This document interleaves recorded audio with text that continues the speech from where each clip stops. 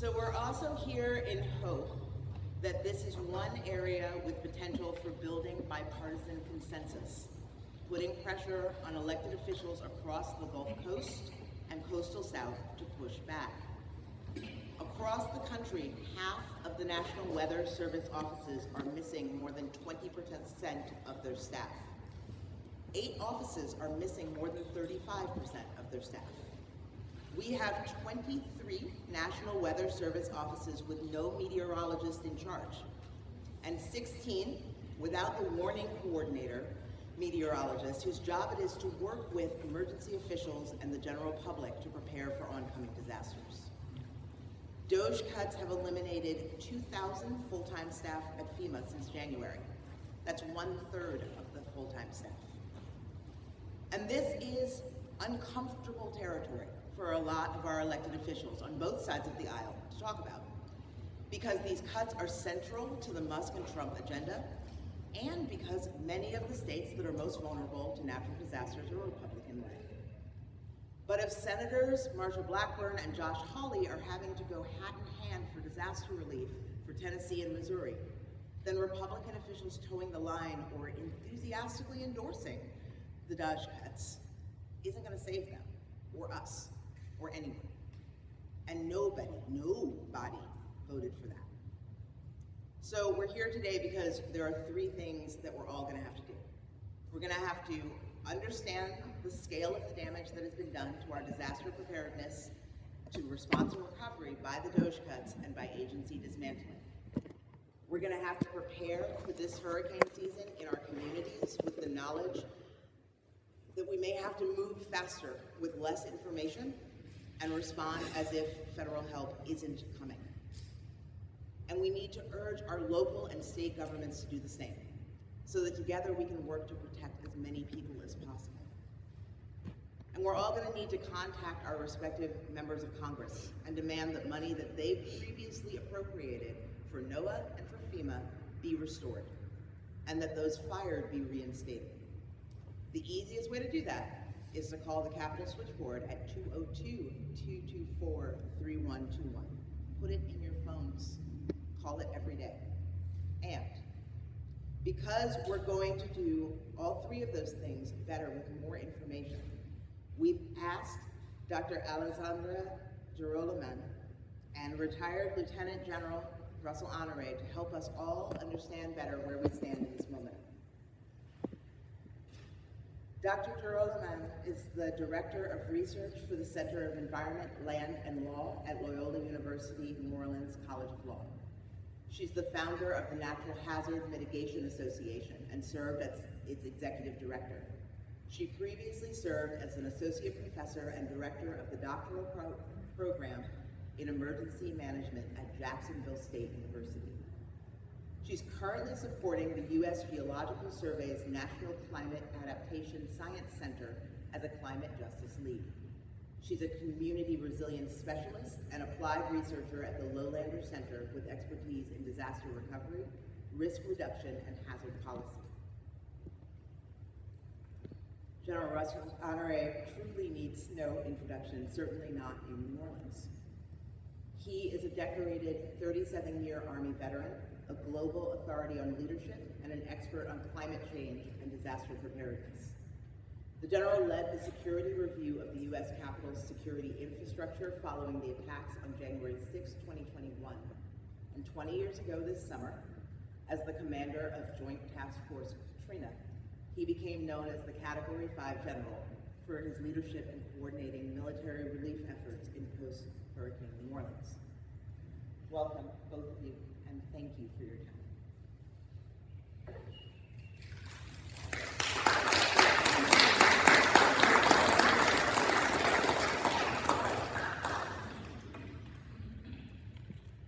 Good afternoon, and thank you for being here today. I want to preface just with 2 quick notes. The first is just a mild amendment to the bio. My position with the USGS terminated at the end of January for all of the reasons you might imagine. And I'm also going to be delivering my remarks in English and in Spanish. We had initially hoped to have some real-time interpretation, and that's not going to be possible. So I'm going to alternate. I apologize if that makes things a little clunky, but want to be sure that in the recording the information is accessible to everybody. Buenas tardes, soy Alessandra Gerolaman. Llevo 20 años trabajando en temas relacionados con los desastres, el clima y la justicia. Hoy alternaré entre el inglés y el español, ya que no podemos tener interpretación simultánea. Today I was asked to share some thoughts on disaster preparedness and the current state of emergency management. One question that I think we all have is just what we really can expect this hurricane season and what we can do to be prepared, not just for the hurricanes themselves, but also in this broader moment. Hoy me pidieron que compartiera algunas reflexiones sobre la preparación para los desastres y el estado actual de la gestión de emergencias. Una pregunta que todos tenemos es qué podemos esperar de esta temporada de huracanes y qué podemos hacer para estar preparados, no solo para los huracanes en sí, sino también para este momento en general. I don't want to begin by pretending that disaster preparedness, response, or recovery were equitable and fair prior to the present administration. Many of us have spent decades advocating for improvements to our emergency management systems and basic protections for people's rights in and around disasters. No quiero pretender que la preparación, respuesta o recuperación ante desastres fuera equitativa y justa antes de la presente administración. Muchos de nosotros llevamos décadas buscando mejorías en nuestros sistemas de gestión de emergencias y por la protección básica de los derechos de las personas en situaciones de desastre. As we know, disasters exacerbate pre-existing inequities that have been fueled by long histories of disinvestment and in many cases prejudice.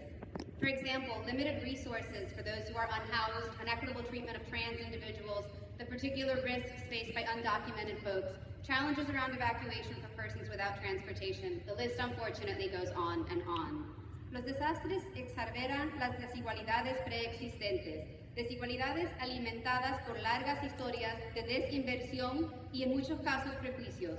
Por ejemplo, los recursos limitados para quienes no tienen hogar, el trato desigual a las personas trans, los riesgos particulares que enfrentan las personas indocumentadas, las dificultades para la evacuación de las personas sin transporte. La lista es interminable. But despite the problems, there were some things that we could mostly count on. One was a reasonable expectation of a certain availability of data and information. Second, we relied upon a somewhat consistent federal role. Despite all of its limitations and all of its problems, some federal emergency management capacity existed, and there were people actively working to improve it. It was uncommon to see a federal declaration denied, and states could expect some federal assistance. Pero a pesar de los problemas, habían algunas cosas con las que podíamos contar. Una era la expectativa razonable de cierta disponibilidad de datos e información. En segundo lugar, dependíamos de un papel federal relativamente consistente. A pesar de todas sus limitaciones y problemas, existía cierta capacidad federal para la gestión de emergencias y había quienes intentaban activamente mejorarla. Era poco común ver una declaración federal negada y los estados podían esperar alguna asistencia financiera federal. I don't want to pretend that we wouldn't still be facing challenges with climate change, rising insurance costs, more frequent hazards, and more if we were just under the previous regime. These challenges remain, and they're impacting even those who typically fared better, including folks who perhaps own homes, have insurance, and have previously been more able to recover from disasters. For many reasons, including climate change, but also including decisions around how and where we build, the cost of disasters have risen dramatically in the last few years. No quiero fingir que no seguiríamos enfrentando desafíos con el cambio climático, el aumento de los costos de los seguros, peligros más frecuentes y más, si estuviéramos bajo el régimen anterior. Estos desafíos persisten y afectan incluso a quienes normalmente se encontraban en mejores situaciones, como los propietarios de viviendas con seguro. Por muchas razones, incluyendo el cambio climático, pero también las decisiones sobre cómo y dónde construimos, los daños de los desastres han subido dramáticamente en los últimos años. I had prepared a few images to show you, and hopefully they'll be available on Facebook. One was an image that you might have seen, which is just the sheer number of what are termed billion-dollar disasters in the year 2024. And when you look at the map, it's just astounding. And of the 403 weather and climate disasters where the overall damages have reached or exceeded $1 billion since we began keeping track in 1980, more than half of them have been in the last 15 years. So think about that and sit with that. Yo tenía unas fotos para enseñarles. Una de ellas es una figura que enseña el número de desastres meteorológicos y climáticos cuyos daños o costos totales alcanzaron o superaron a los $1,000 millones. Como puede ver aquí, la gran mayoría de estos eventos han ocurrido en los últimos años, más de la mitad en los últimos 15 años. Here in Louisiana, we worry about hurricanes. Of course, that's why we're here today. But you might also have noticed flooding, tornadoes, ice, I mean, who knew, right? And extreme heat. You may have seen the forecast for this hurricane season, in which we're expecting an above normal, or at best, near normal hurricane season. But that alone doesn't tell the full picture.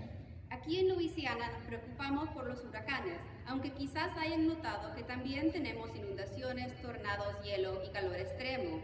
Quizás hayas visto el pronóstico para esta temporada de huracanes, en la que esperamos una temporada superior a lo normal, o a lo mejor cercana a lo normal. Pero sin embargo, esto no refleja la situación completa. In recent years, we've seen hurricanes exhibiting rapid intensification, which presents new challenges for evacuation. Some of you may already have had concerns over the viability of the city's assisted evacuation plan and the emerging planning for what some limited sheltering in place might look like.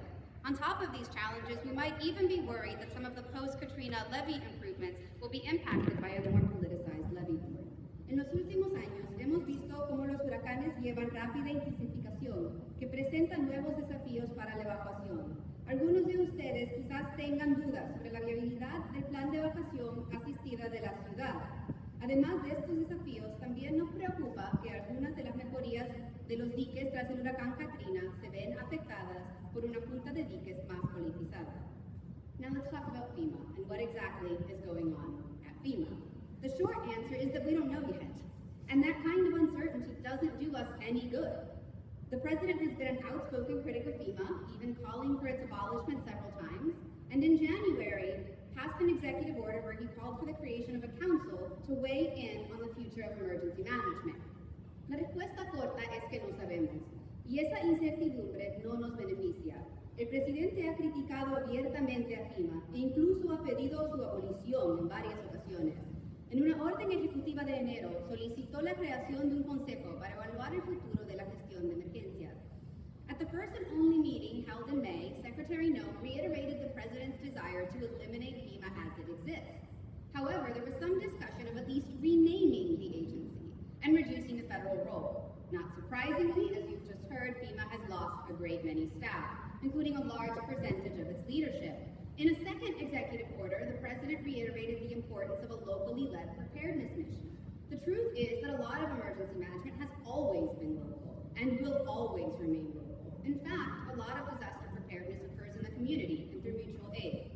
En la única reunión del grupo, la secretaria Noem reiteró el deseo del presidente de eliminar FEMA tal como existe y por lo menos cambiar el nombre de la agencia y reducir la responsabilidad federal.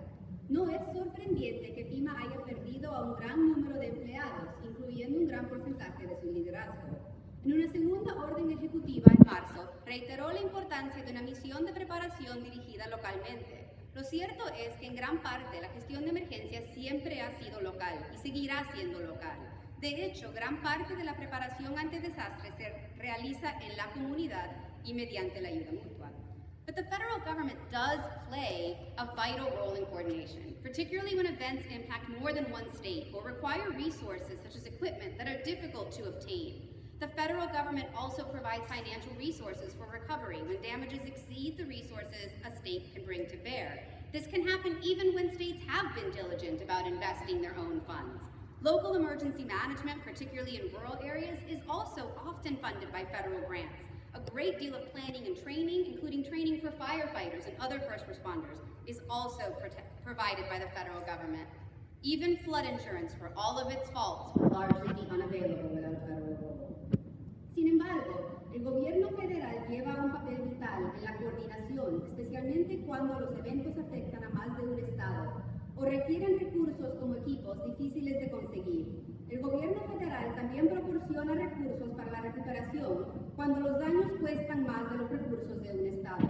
Esto puede ocurrir incluso cuando los estados han estado invirtiendo sus propios fondos.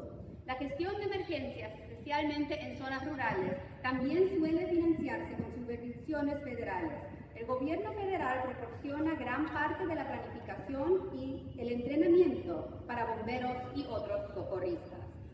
while we don't yet know in full what changes will occur, we are seeing that disaster declarations have been very slow or even denied, and have typically not included funds for hazard mitigation. Louisiana in particular stands to lose a Great deal. Based on some estimates in the disaster dollar database, and this graphic is available in the PDF of the slides if you're able to look at it later, Louisiana is one of the states that has received the most total post-disaster funding between 2003 to 2025, coming somewhere close to under 10% of the full budget. Si bien aún no sabemos qué cambios ocurrirán, Observamos que las declaraciones de desastre han sido muy lentas o incluso denegadas, y por lo general no han incluido fondos para la mitigación de riesgos. Con todas las pérdidas de personal, un memorando indicó que FEMA ya no puede establecer oficinas locales de operaciones de desastre. Luisiana en particular tiene mucho que perder. Según estimaciones publicadas recientemente en la base de datos de dólares para desastre, Luisiana es uno de los estados que ha recibido la mayor cantidad de fondos totales para desastres entre el 2003 y el 2024. Even if these funding sources remain, the amount of money that the state and parish must provide is expected to rise.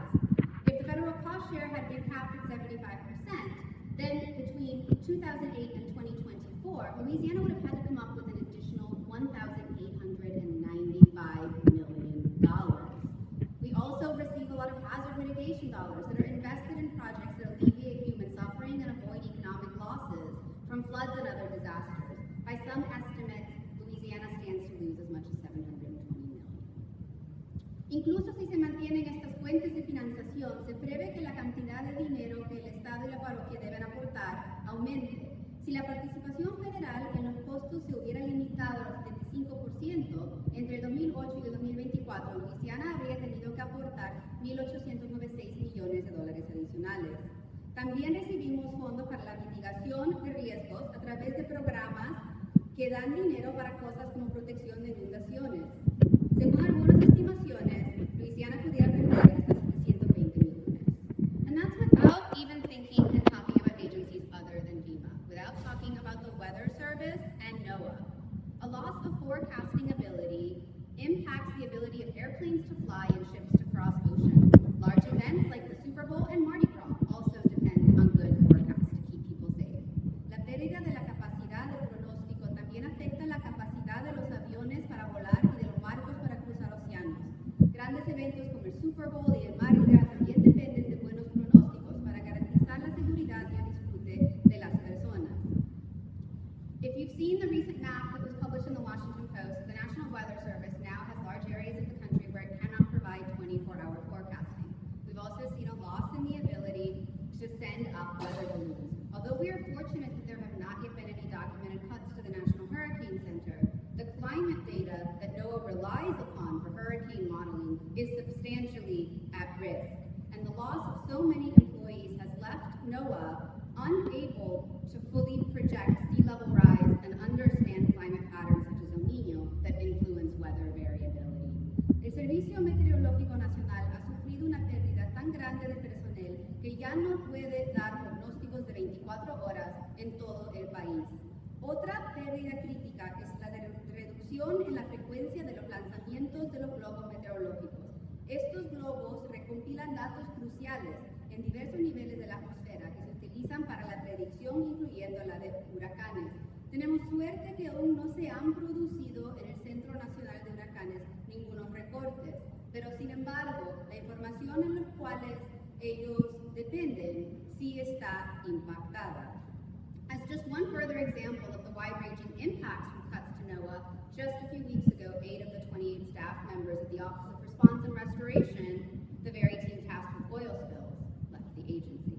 Como un ejemplo más de las amplias preocupaciones que los recortes generan en la NOAA, hace apenas una semana, 8 de los 28 miembros de personal de la División de Respuesta a Emergencias en NOAA, el equipo encargado de abordar el derrame de petróleo dejaron la agencia.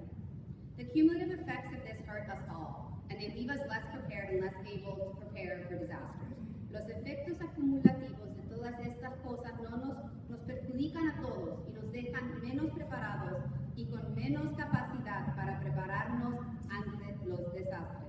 And there are growing concerns around the threats to persons who are undocumented.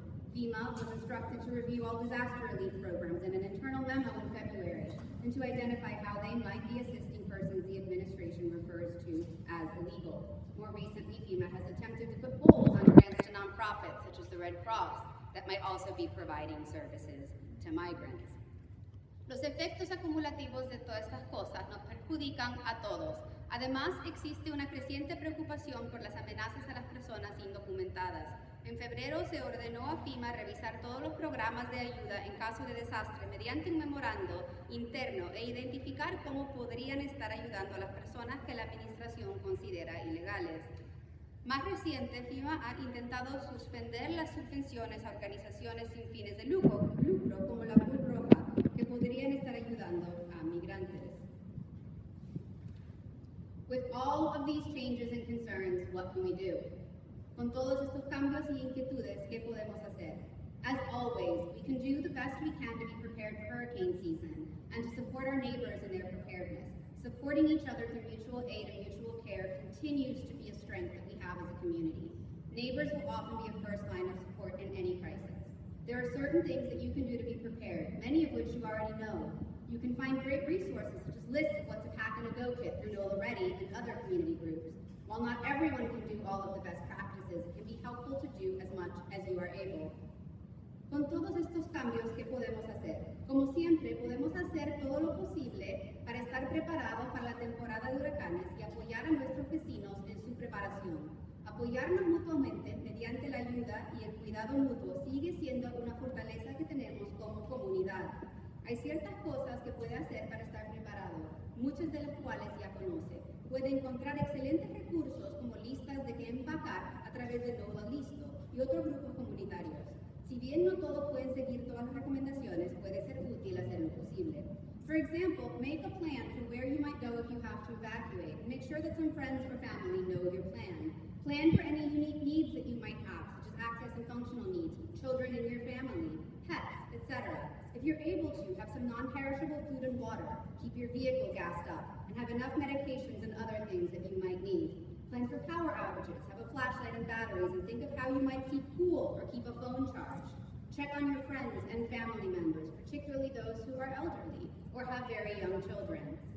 Hay ciertas cosas que puede hacer para estar preparado. Por ejemplo, elabore un plan sobre a dónde podría ir en caso de evacuación y asegúrese de que algunos amigos o familiares lo conozcan.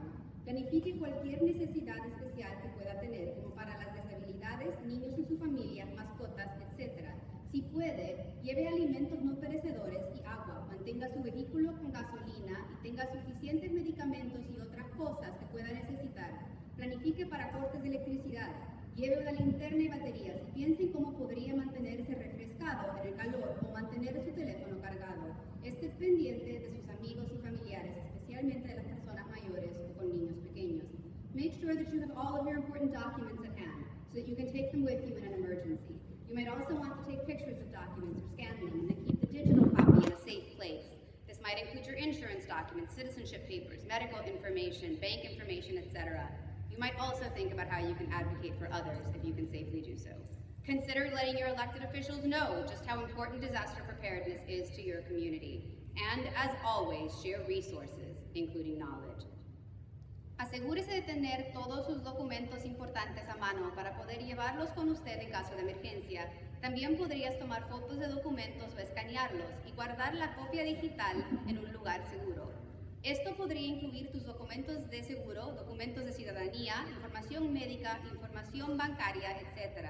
También podrías pensar en cómo puedes defender a los demás, si puedes hacerlo de forma segura. Considera informar a tus funcionarios electos sobre la importancia de la preparación ante desastres para tu comunidad. Y como siempre, comparte recursos, incluyendo conocimientos. I have a few pictures in the slides of some resources, including NOLA Ready, information on the community lighthouses. Hopefully those can be shared. I know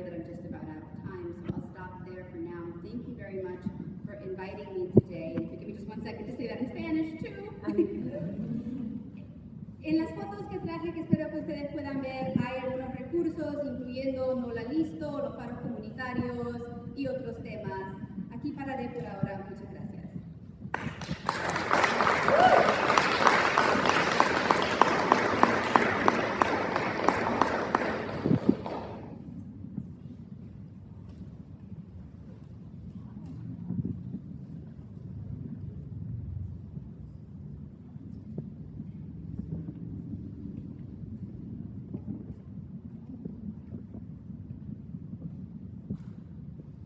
Well, the professor did a great job, didn't she? Well,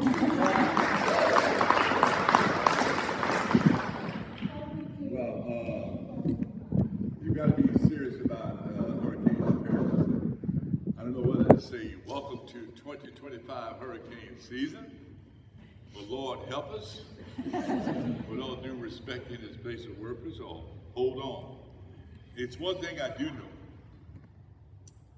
that we come from a resilient nation,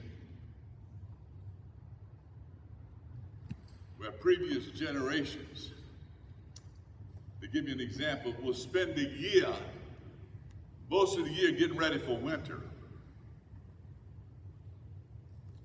They had local gardens, they raised animals, they found a way to preserve that food, they found a way to kill the animals at the right time and salt it down.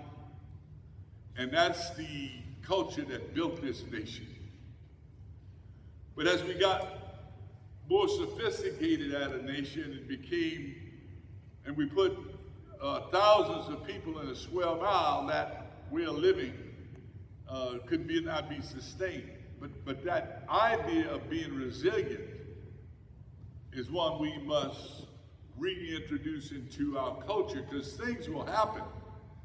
We've got to be prepared to bounce back. And there's some truisms, I think, that we've got to take into account. That on any given day, Mother Nature can break anything built by man. You build a 22-foot levee and a 25-foot tidal surge to come. The Mississippi River can run north. And sometimes it brings salt water with it. We've got to be prepared on any given day, just like we did last Sunday, for the lights to go out. And lights going out, ladies and gentlemen, is a disaster into itself. And it's one we have not talked about as much as we should have as a nation, because think what would happen if everything's calm, no wind, no flood, no fires, and electricity go out for 36 hours. There will be people that have to evacuate the city. A city that during rush hour is hard to get through on any given day. Imagine the response to be able to evacuate those people that depend on electricity to stay alive, from either medical reasons or for to deal with the heat. Just the loss of electricity. And it could be from a mechanical problem, it could be a terrorist attack, or it could be some grandson in his grandparents' basement wanting to mess with people in the middle of the night, turn the electricity out. That's how vulnerable it is. So that alone can create a disaster. So we always must be in some state of preparedness. And if you saw today's paper, what's his name, Walt Heiselman, kind of captured that. On any given day, we live in a continuous hurricane season here in Louisiana and around the country and around the world. So it's a human condition that we've got to be prepared. And our ancestors understood that a lot better than we did, and they spent a lot of time.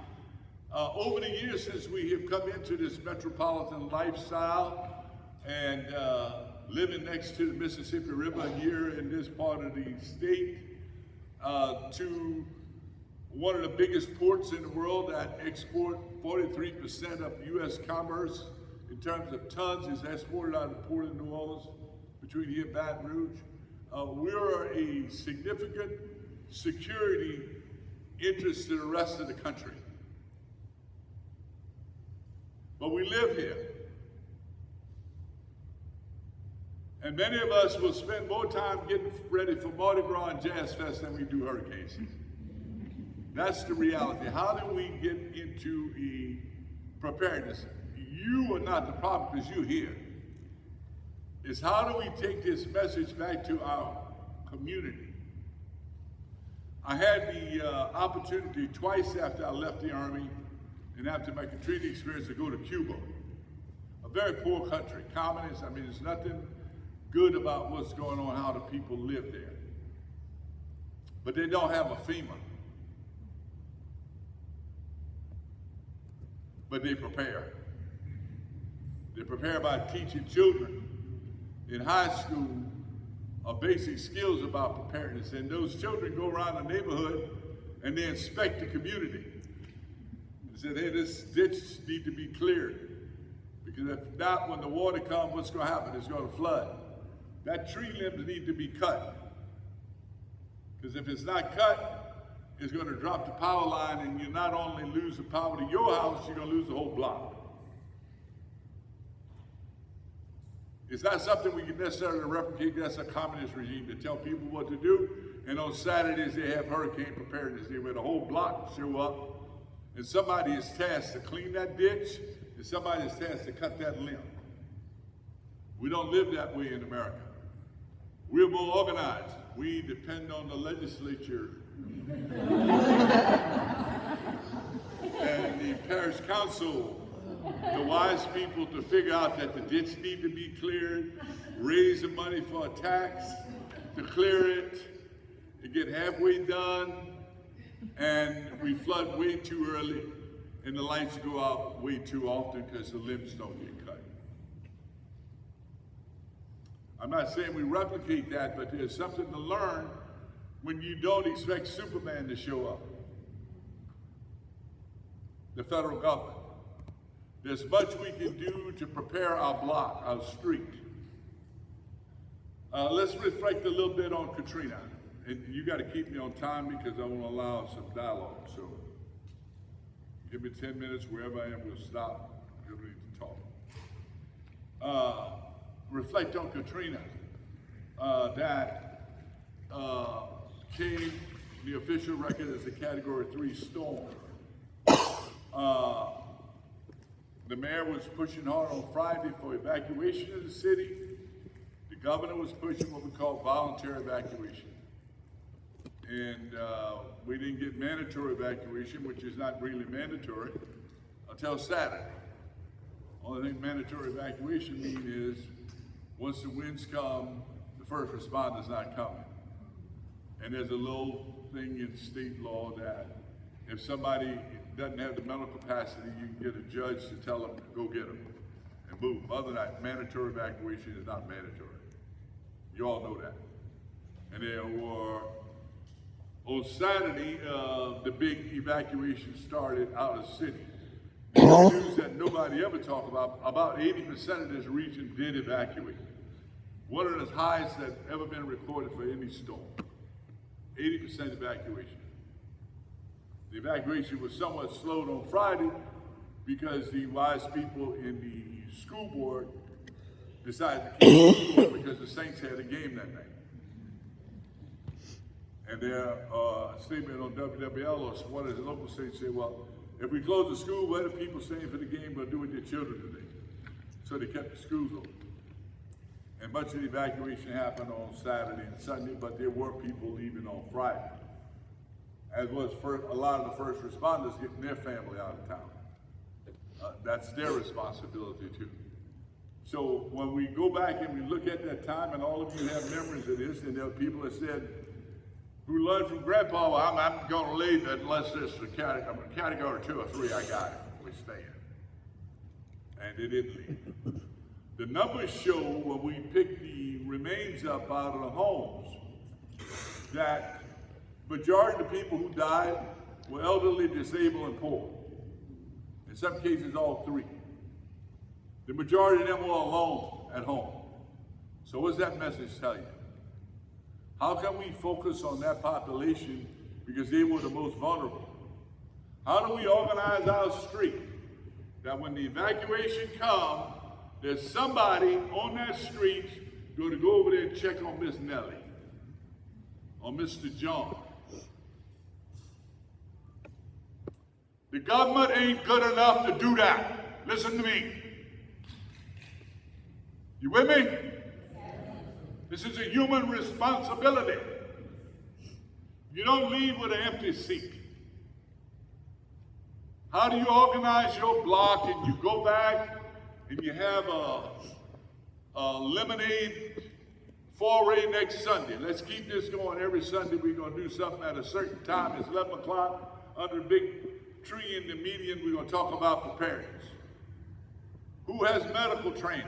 Well, we got a nurse here. We got a doctor over here. We got a paramedic that lives down the street.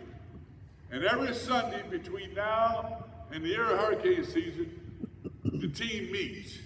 And all it takes is one troublemaker on that street to cause this good thing to happen. That organized people. So if the evacuation comes, who's going to ride with who? Because when the evacuation comes, key people might be what? They might be out of town. How do we talk through the evacuation plan to make sure no one left behind? No one's left behind. This is the type of resiliency and creating a culture of preparedness, because I'm telling you, the government ain't good enough. And the government is going to be less than what we've expected in the past from the DOGE cuts. We can expect less from the government. The federal government has passed a responsibility to the state.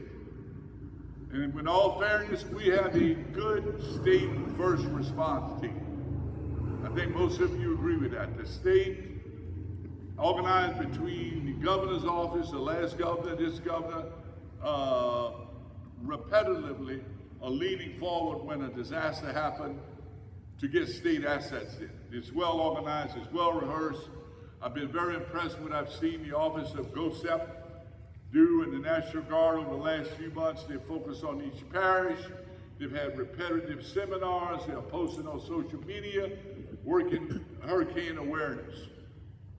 And then it comes up to the parish and the wards inside the parish to inspire people inside the block to be prepared to take action, to be prepared. And many of the things the professor mentioned and she's put on the that'll be on the website, you can download all those reminders. But we're well prepared. There's things different than Katrina than we have now. The entire Louisiana National Guard, save a few hundred, are in Louisiana, as well as the Mississippi National Guard. During Katrina, both of those brigades were in Iraq. That's a big difference. So we got more in-state personnel that will be here for the 2025 hurricane season. What we've come to expect in the past is FEMA leaning forward, sending hundreds of generators to be stood by to come to the area. We may not see that this year. It may be up to the state to do what? Contracting. We'll have to contract those services out themselves, then hope to get refund by the federal government. The other thing FEMA's done in the past is move hundreds of ambulances near the area. Like in the last storm we had here when Gustav hit, they moved the ambulances to Alexandria and they parked them there until they were ready to come in.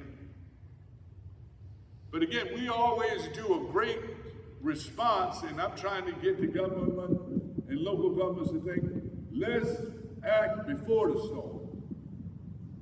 You know what they do in that poor communist country in Cuba? The women there in their third trimester, they go to the hospital before the storm. What a concept. The people that are on dialysis go to a dialysis center before the storm. All they got to do is call a taxi and it'll take them. That's a poor country.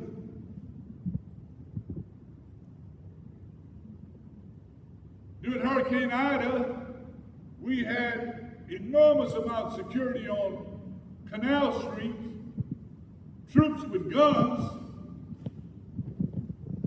and 2 miles away we had apartment buildings with hundreds of elderly people in it without backup generators. We're gonna secure this city. But we didn't secure the most vulnerable people. We got a flood protection system that did its job by and large. It was COVID. It wasn't a repeat of Katrina. It was a different environment. But that storm was powerful enough where it did what? It cut the grid out. And we had a lot of elderly people that were in nursing homes that it was a horror story. Has that been fixed?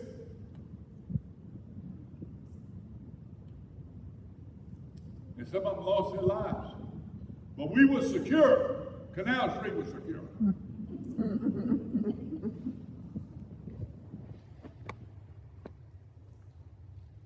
So how do we put demand on our local government to ensure that there's a plan, that the generators are hooked up to the nursing homes if you're not going to evacuate them before the storm comes? How do we get to the left side of the storm? Again, FEMA's moving ambulances from Ohio, putting them in Alexandria in case they're needed in New Orleans. Hello. How do we look at in what scenarios we do use the convention center as a place of last for survival? Because the convention center didn't flood and it wasn't hurt. How do we connect generators to it to keep it operational, or to keep the toilets operational in the convention center? Because some genius contractor came along some years ago after the convention center was built and said, let's put these super flush toilets in here. They run off electricity. That was a good idea. And all these people coming in here, we're gonna put these super flush, we got them on electricity. But when electricity go out, what happened? The toilets don't flush. Then we create another problem when we put people in there as a result, as a shelter. Because it wasn't a planned shelter, people just went there because it was high and dry. And they conglomerated out and coordinated right outside, on the outside of the convention center. But that was a safe building. Matter of fact, that's the building we put the hospital in the week following Katrina to be able to treat people. Put a trauma hospital in there from the United States Army. But that convention center is an option. And that's up to the local government and the state. But there is written in stone at City Hall, we will never have another shelter in New Orleans. Written in stone. We got to relook that. Because not everybody's going to be able to evacuate on time. Is the Superdome a good option? Could be again. People didn't die from the storm at the Superdome. It was very miserable. You with me? But how can we have localized shelter that encourage people to go to a safe place where they've got the right care? There's food prepositioned. The last block of the convention center is full of what? Food and water this time of year. We're going to wait till after the storm, have the road closed, then we're going to send food and water to the convention center. Come on now.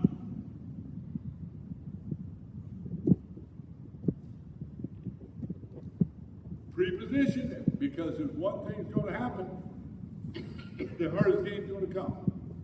And we're going to be able to have to do it more with state and local response. And neighbors helping neighbors. And for a fact, I would like to clear up, most of the people's lives saved after Katrina were saved by neighbors. And people saving themselves, getting on the top of their roof or going on the interstate or making their way to the Super Bowl and to the convention center. The role the federal government made, people like myself and FEMA, was to assist in the evacuation.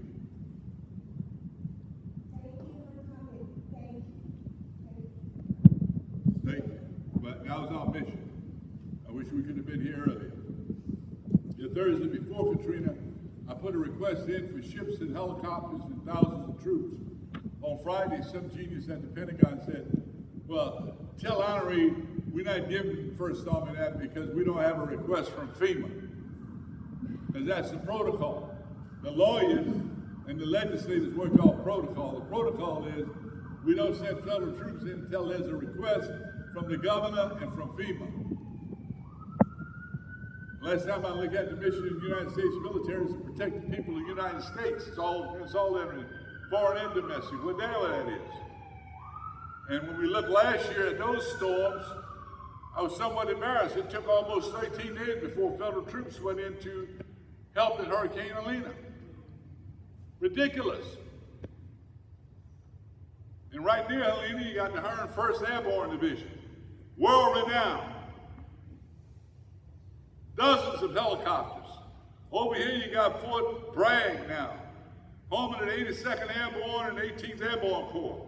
Standing by. Along the coast, you got the finest search and rescue teams in the world. Navy and Air Force in Pensacola. Over here you got Fort Stewart, Georgia, home of the Ranger Regiment and Fort Stewart, Georgia, nearly 100 helicopters. And down here along the coast, you got Marine Expeditionary Brigade. The troops were going on social media and said, send us in, boss. It took the last government 13 days before they told federal troops to go in. We were dealing with 12 helicopters from the National Guard from up north, from Connecticut and Massachusetts, surrounded by federal assets. We didn't learn jack from Katrina when it came to being able to employ the federal troops early on to go in and help. Because what happened to the local National Guard when you have a disaster? They're survivors too. Hello?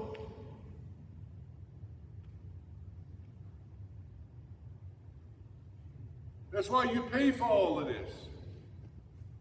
But somewhere between the White House and you know what house and getting the word to the Pentagon, there's always delays.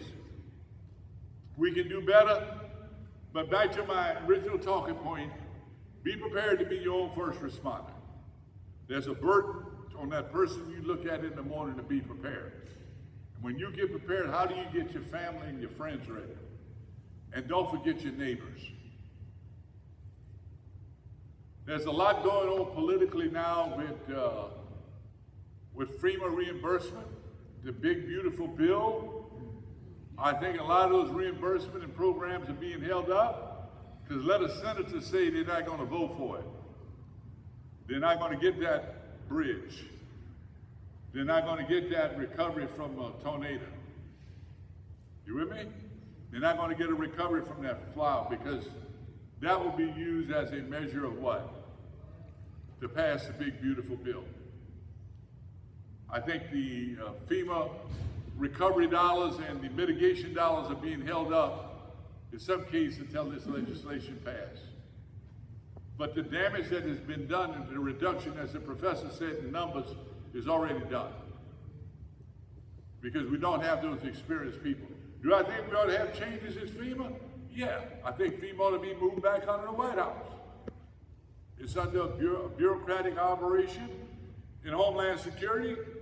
If I may use a metaphor, FEMA is like a St. Bernard. They come around and say, let me say it. And not to use a bad metaphor, the rest of Homeland Security is what? Shepherds and Rottweilers. They're out there to go out, they were designed around what? Getting the bad guys before the bad guys get us, right? So we mixed in to comfort people, to save lives after disasters, in with the rest of the government designed for a specific purpose to prevent terrorism and bad things happening in our country. You need to be moved back under the White House. Why aren't we all pre-registered for hurricane season? When you got all your docks pre-registered with FEMA. So when you are sitting in the high school gym in Mississippi without air conditioning, and you open your computer up and you got a weak Wi-Fi, sir, and they said, go online and register for FEMA. What are the documents FEMA want then? What are the documents? Yell them out. Some of you have done it. What do you got to have? Huh? Flood insurance. What else? ID. Huh? Yeah, what else you got to have? Social security. Yeah, I mean, are you going to be able to find that in that gym in Mississippi? Why don't we all get pre-registered? That's what they do in certain nations that is not as sophisticated as we are. And everybody got one number. Your social security number is your driver's license. It's your FEMA number. It's everything having to do with you is one number. You with me? We can do better. We can pre-register people, particularly in Mississippi, in Louisiana, Texas, and Florida, who received the most of FEMA money in the last decade. The other thing we got to come to grips with on FEMA has been used by our senators to rebuild the infrastructure inside the states. In 2023, the data show FEMA spent $1.2 billion helping people with their homes. But they spent $12.2 billion rebuilding public infrastructure, like parks and roads, gyms, and schools. And we were all blessed in New Orleans. You know what happened after Katrina? The federal government rebuilt all the schools down here, public and private. Rebuilt bridges, and we were blessed.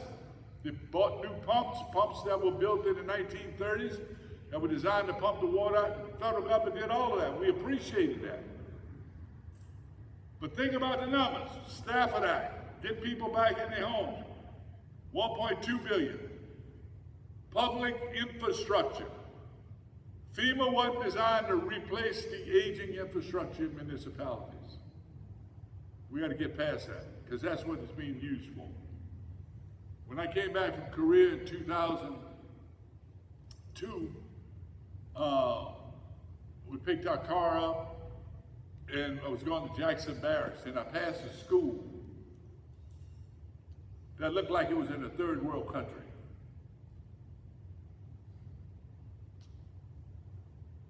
What's the name of that street that go by Jackson Barracks and Fair? Huh? St. Claude. Big brick building. At one time, probably was a very glorious. A tenth of the windows had plywood in it. The kids were coming out on the street. They had uniforms. And I said, "What is this?" I just spent 2 years in Korea. Why is this school so dilapidated? And then a few years later, 2005, Katrina came through and did what time had done it. School shouldn't have not even been occupied. Y'all know what was going on there with our public infrastructure. Again, the pumps, with pumps dating back to the 1930s, pumping water out of the system. With an electric grid that was going into those pumps, very subject of a lot of speculation by engineers. So, hurricane season here, I don't know what to say. Hello, congratulations, but I will tell you, get ready. Be prepared to be your own first responder. The professor did a good job with some numbers, facts, and figures. And I can tell you, we need to organize our streets, check on our neighbors, have a plan for our friends, relatives, and pets, and be prepared to be your own first responder, and to have a plan to evacuate. You got friends and relatives. There's a term that I learned down here since I came back after almost 40 years going in the Army, is couch surfing. Find you a place to go couch surfing, because evacuation is expensive. A one-day evacuation from here to Alexandria for a 24-hour period could cost you as much as 1 week of your household expenses. A $200 hotel, you got kids, you out eating. You do that for a week and it's equivalent to a month of household expenses. Then you still got to come back home. But remember the figures. The majority of the people we found there that we put in the body bags and we put on trucks at St. St. Gabriel and put inside of a reefer vans, cold storage vans that go behind trucks, were elderly, disabled, and poor. Let's work the evacuation, let's get better at it, And the first place to help you is to help yourself. And how we create that culture in the city, in all areas vulnerable from here, because the old 100 years flood is now happening every 10 years. And we not only have problems with what we know, hurricanes, fires, and floods, and tornadoes, it was hotter last year than it was the year before. And it's going to be hotter this year than it was last year. Expect the first emergency to be called in the city is emergency with heat. We can have cooling centers. And for electricity to go out because we're using too much. I'm just telling you. Now we have heat to deal with. It's already struck in the southwest United States where they've had to open cooling centers. So we not only have to worry about hurricanes, we have to worry about cooling centers. Because people's homes, either they don't have proper air conditioning, or we're gonna lose electricity, or their homes are not insulated properly and they can't cool down. I appreciate you listening. I appreciate you being here. But the challenge is, what are you gonna do about it? Obviously, you're a troublemaker, you're here. You're up to mess. You're up to thinking and getting your family ready. Make sure those grandkids are ready. Make sure your brothers and sisters that are boomers are ready. And they take that advice to have that backup water. Make that run to Sam's this week or Walmart or Dollar Store and get that backup water. Keep it out of the sunlight. Put it in a dark place so the sun don't hit it. You with me? And get ready. Because the hurricanes are coming. The floods are coming. The heat is coming. And the tornadoes are already here. So God bless you. Thank you for listening. I'm ready for some dialogue. If you can come up with questions. And let's see what questions or comments we have, because I want to defer to you also. Thank you. Yeah, question over here. We were mentioning about elder care, and I think you mostly were talking about Christopher House, or there were several that after Ida didn't have backup generators, and there was horrible stories about people brought to warehouses and such.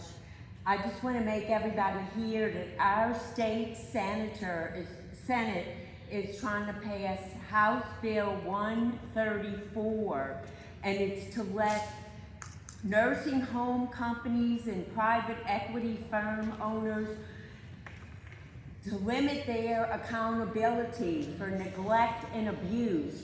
So everybody needs to call their state senator and say no to SB 134. I mean, it's just going in the wrong direction for what we should be doing. And the other one is the insurance hack job that we've had. It's a real big problem. Yes, ma'am. I would tell everybody here, no matter how far you live from the water, get flood insurance. They were the ones who paid after Katrina. I would have told you my house would have never flooded. It did. Renter's insurance, get that.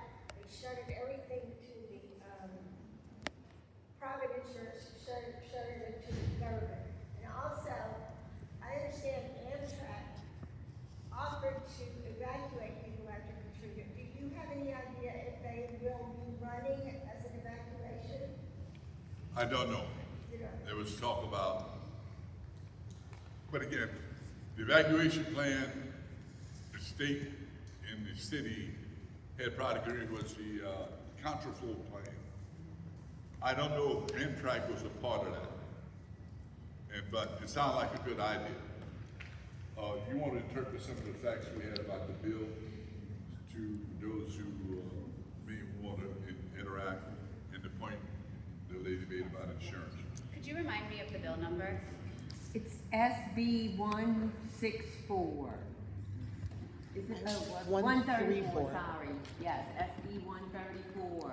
La señora compartió información sobre una propuesta que tenemos ahora en el estado, SB 134, que limitaría la liabilidad que tienen las casas para las personas de más edad, los lugares médicos, para en caso de que alguien esté herido por negligencia, y puede también tener impactos sobre la evacuación, porque algunos quizás recordarán que después del huracán Aida hubieron muchas muertes, hubieron muchos casos en que las personas de más edad y las personas que estaban en ese tipo de lugares no tuvieron la protección y la ayuda que deberían tener. Y también hubo una pregunta sobre el uso de los trenes para la evacuación. You say we both speak foreign language. I speak Poincapie. Yes, ma'am. You talked a lot about the infrastructure back in 20 years and how now they rebuild bridges, they rebuild roads, schools, but still 20 years later, we're dealing with flooding. The grid, lights are off. Yeah, Just in case, could we really get another hurricane somewhat like Katrina or a little lesser and be okay? 20 years later, after you've seen all that they've done. yeah, we could get another Katrina. And like Ida, the levees might hold. During Gustav, we had some over tipping of the levee, and it wasn't a direct hit. Ida, the grid went down. As far as the Katrina fix, what did Katrina? $118 billion and about a $14 billion flood protection system. The government done us good, the federal government. They replaced the pumps. You see the pumps now, you go out, they replaced pumps that were built in the 1930s that were pumping the water. There's still, and the schools got replaced and rebuilt. The bridge between here and North Shore and in the Mississippi got rebuilt. I think they rebuilt much of what you could see. The subsurface was left wanting, and that is the drainage system. And the drainage system, when many of those went in, the population of the city wasn't as dense as it is now, if you go back and look at the number. And even our water system, 25% of the water that the city cleaned from the Mississippi River, because we're drinking Mississippi River water here, 25% of it is lost to broken pipes. We got a particular engineering challenge here in the city. And that subsurface, the drainage and the drinking water pipes still need to be addressed. And they did not get a fair shake of the federal money that came in to do the schools. We ended up with a great bunch of infrastructure as far as schools. The universities got fixed. We got a new hospital, a new, what they call it, we got a new VA hospital. We got something to replace the charity hospital. So the big things the public work got done. What didn't get done, what we couldn't see, but it's still effective.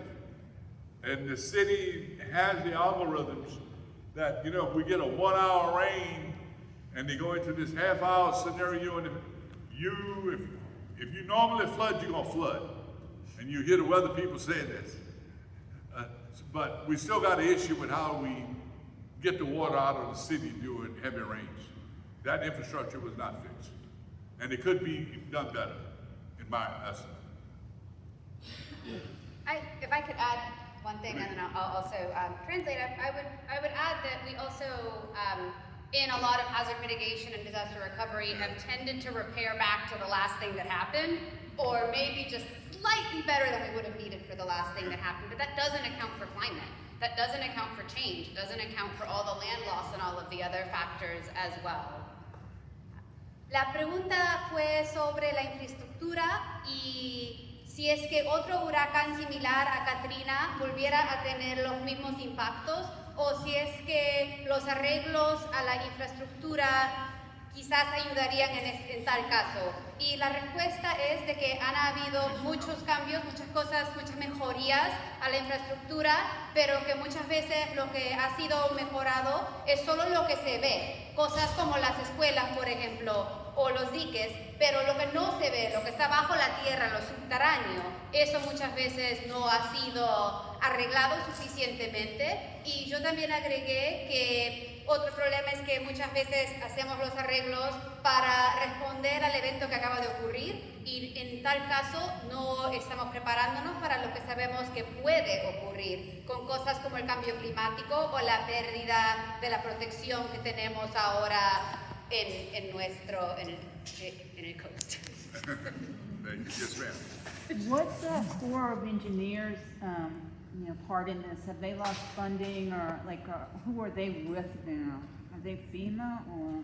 No, the Corps works through the Secretary of the Army, and their national mission is to manage the nation's waterways. That's their job. So do you think they're going to be able to be deployed in the city if we have some flooding? Oh yeah, the Corps is here. They're in the city.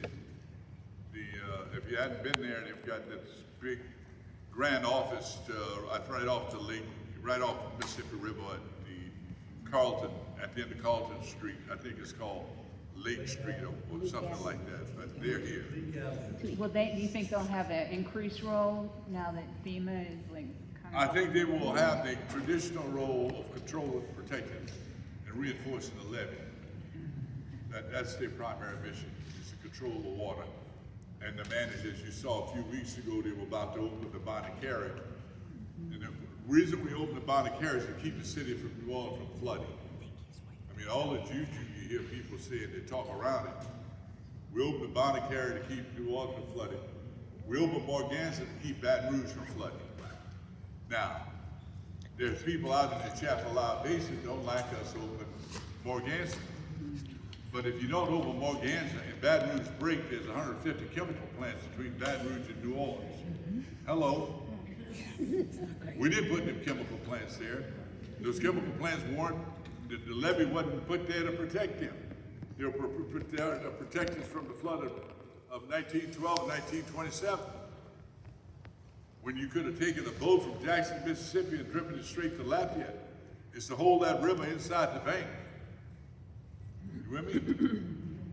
And so they patrol that levee system and try and reinforce it. But the Corps is here.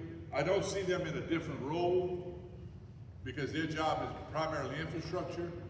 But remember, the recovery in the water control system, all that was supervised by the Corps engineer, the locks and the improvement in the levee, as well as the flood control system that protect that part of Orleans and surrounding parish. All that work was done by the Corps. So the Corps is responsible for the pumps along the lake that pump the water, the stormwater out of the lake? Those pumps are managed by inside the parish, by the Individual parishes? Yes, sir. Yes, sir.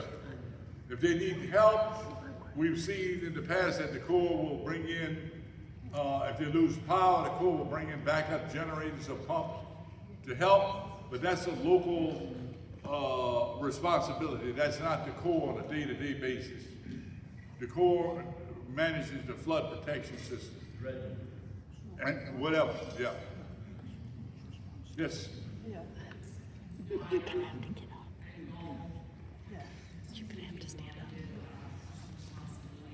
I can hardly hear you, ma'am. I'm sorry. That arterial ears.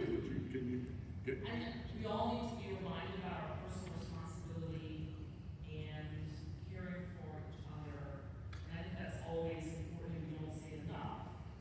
But I have to say, and I'm sure you all have the same question, that the machinations of our federal government and our state government leaders give a lot of us reasons to be nervous about what we can count on and what we can't count on. Yeah. And I think we still don't have an idea about how to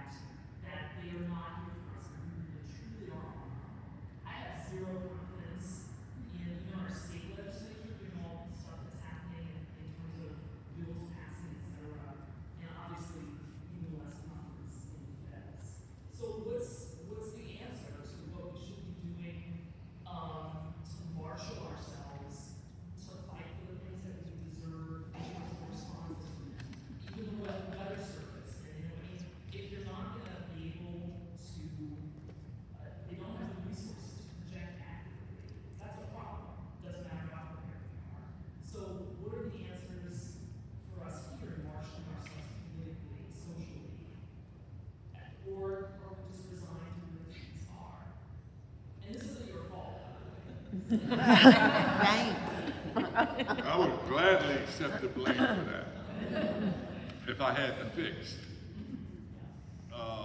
I think we're at a time of political discourse. Whereas we go, 100 days before the start of hurricane season, and Americans lack stuff organized. You know what I mean?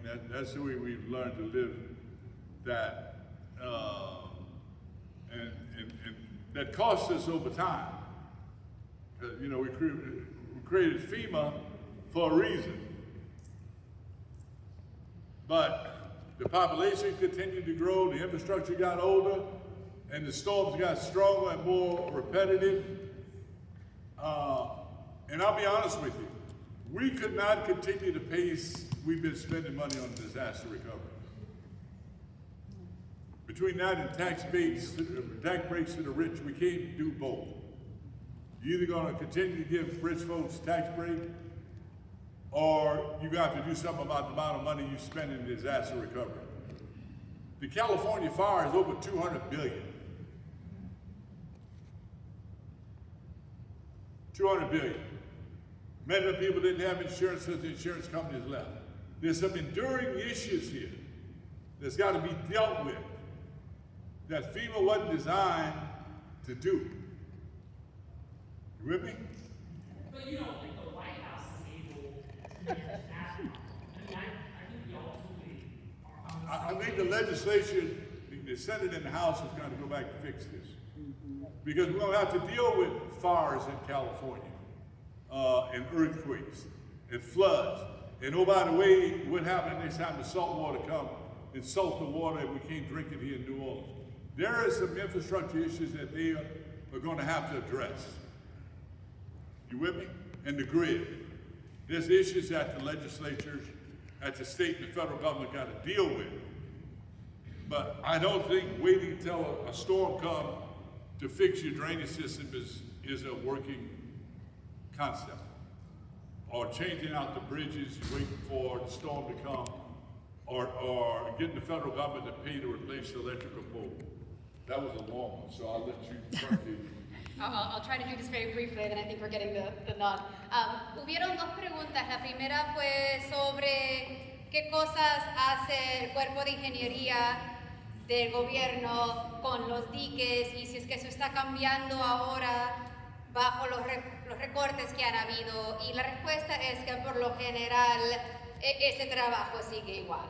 Y la segunda pregunta fue más sobre este momento político y realmente qué es que las personas pueden esperar del gobierno, cómo el gobierno nos va a ayudar o no. Y la respuesta es que realmente no sabemos, que no es posible a la vez recortar los impuestos para las personas con más dinero y también proveer ayuda sobre los desastres cuando lo que ha estado costando el precio de estos desastres es tan alto, que sube. Si mira, por ejemplo, nomás los fuegos e incendios en California, es un número astronómico.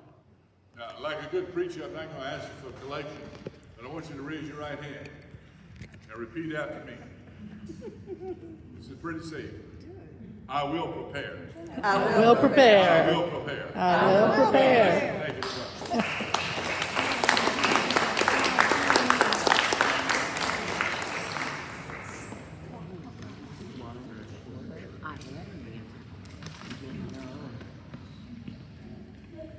Thanks, Doc.